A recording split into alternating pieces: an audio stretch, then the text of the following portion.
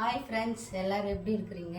இன்றைக்கி chicken gravy தான் பார்க்க போகிறோம். சப்பாத்திக்கு, இட்லிக்கு, தோசைக்கெல்லாம் இன்றைக்கி எப்படி செய்கிறது, நான் எப்படி செய்கிறேன்னு உங்களுக்கு நான் சொல்கிறேன். 1/2 kg சிக்கன் எடுத்து வச்சுருக்கிறேன். மஞ்சள் பொடியெல்லாம் போட்டு கழுவி வச்சுருக்கிறேன். ஒரு பெரிய வெங்காயம் தொக்கி வச்சுருக்கிறேன். 2 பழுத்து தக்காளி அரைச்சி வச்சுக்கிறேன். அதில் கொஞ்சம் மெழுகு போட்டு அரைச்சிருக்கிறேன். மஞ்சத்தூள், இஞ்சி பூண்டு பேஸ்ட்டு, தேவையான அளவுக்கு மிளகாத்தூள், கொத்தமல்லி, கருவேப்பிலை, தேவையான அளவுக்கு எண்ணெய், கடுகு, உளுத்தம் பருப்பு. இப்போ வாங்க எப்படி செய்கிறது பார்க்கலாம். 4 ஸ்பூன் எண்ணெய் ஊற்றிக்கலாம்.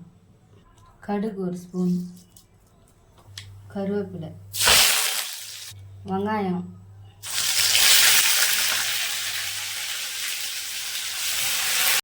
ஒரு அளவுக்கு வெங்காயம் எண்ணெயில் நல்லா வதங்கிச்சு. இஞ்சி பூண்டு பேஸ்ட்டு 1 ஸ்பூன். இஞ்சி பூண்டு பேஸ்ட்டு நல்லா வதங்கிச்சு எண்ணெயில். தக்காளி அரைச்சி வச்சுருக்கிறோம், அதை ஊற்றிக்கலாம்.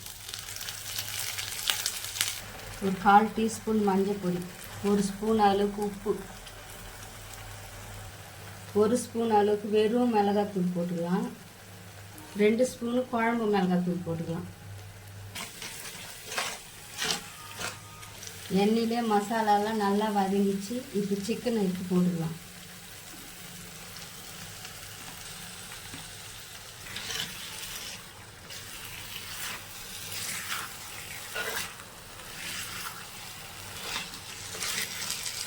மசாலாவில் கறி நல்லா வேகத்தை மூடிடலாம். மூடி திறக்கலாம். பாருங்கள், தண்ணியே ஊற்றலை, நல்லா சிக்கன்லேயே நல்லா தண்ணி வந்துட்டு. இப்போ தேவையான அளவுக்கு தண்ணி ஊற்றிக்கலாம். இப்போ நல்லா குழம்பு கொதிச்சிச்சு.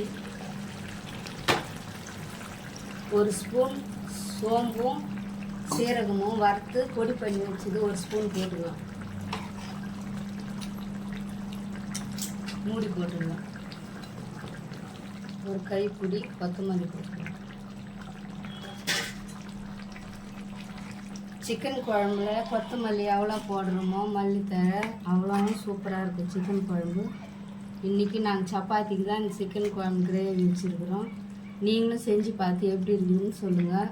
எங்கள் சேனலை சப்ஸ்கிரைப் பண்ணுங்கள், கமெண்ட் பண்ணுங்கள், உங்கள் ஃப்ரெண்டுங்களுக்கு ஷேர் பண்ணுங்கள். நாளைக்கு என்ன வீடியோ வேணும்னு எனக்கு கமெண்ட் பண்ணுங்கள், நான் உங்களுக்கு வீடியோ போடுறேன். பாய்.